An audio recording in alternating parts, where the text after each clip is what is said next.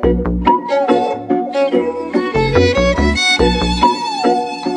រមេឃពណ៌ខៀវយើងជាទូគេកំសាន្តប្រឡាយនឹងអធម្មជាតិបាយកូនមួយថ្ងៃជួងបងចង់ចិនចង់គៀឆ្ងាយពីស្រស់ស្រីអូនគេមិនលួងបើអត់រូបតែខ្ញុំរកមកមិនឲ្យតែទីពេលនៅម្នាក់អាយខ្ញុំតែសោឃើញតែប្រថ្លៃខ្ញុំនឹងណាតែដងបងលោជាចងចំបាយក្រែងមានវានឹងបានតែបងទោះចិត្តអរទោះពេលទួសបងអ្នកត្រស្ដី